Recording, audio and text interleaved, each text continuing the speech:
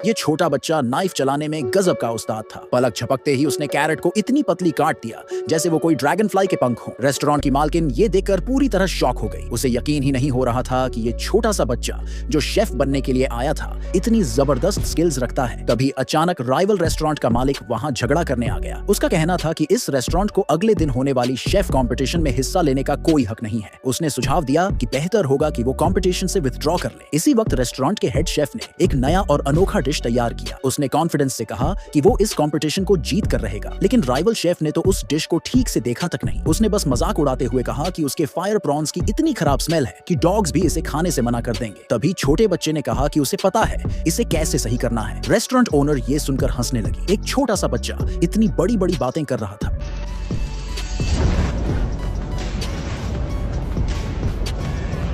लेकिन अगले ही पल सबकी आईज वाइड ओपन रह गई जब उन्होंने देखा कि बच्चा क्या कर रहा था। असल में उस बच्चे का ग्रैंडफादर एक लेजेंडरी शेफ था। 3 बड़ी फूड फैमिलीज पिछले 10 साल से उसके ग्रैंडफादर के बनाए खाने का इंतजार कर रही थी। जब ग्रैंडफादर ने अपने पोते का खाना चखा तो उसे लगा कि अब उसका पोता उसे भी पीछे छोड़ चुका है। इसलिए उसने बच्चे को बिग सिटी भेजने का फैसला किया ताकि वो ग्रैंड शेफ कॉम्पिटिशन में हिस्सा लेकर अपने बायोलॉजिकल पेरेंट्स को ढूंढ सके। विदा करने से पहले ग्रैंडफादर ने बच्चे को 2 इंपॉर्टेंट ऑब्जेक्ट्स दिए जो उसकी फैमिली को खोजने में मदद कर सकते थे। जब बच्चा सिटी पहुंचा तो उसने एक रेस्टोरेंट का जॉब एड देखा जिसमें हेड शेफ की जरूरत थी, लेकिन सिर्फ मास्टर शेफ्स ही कंपटीशन में हिस्सा ले सकते थे। इसलिए उसने हेड शेफ बनने के लिए अप्लाई किया। उसी वक्त जब वो एक डिश को फिर से रिवाइव कर रहा था। अगले दिन से ग्रैंड शेफ कंपटीशन शुरू होने वाली थी, इसलिए रेस्टोरेंट ओनर ने सोचा कि बच्चे की असली स्किल्स जांचने के लिए उसे हेड शेफ का असिस्टेंट बना दिया जाए। लेकिन हेड शेफ को यह बिल्कुल पसंद नहीं आया। उसे बच्चे से जेलसी होने लगी। उसे लगा कि यह छोटा सा लड़का उसका असिस्टेंट बनने के लायक नहीं है। उसने तय कर लिया कि अगले दिन वो ऐसा करेगा कि रेस्टोरेंट ओनर उसके सामने नील डाउन करके माफी मांगे। लेकिन उसे क्या पता था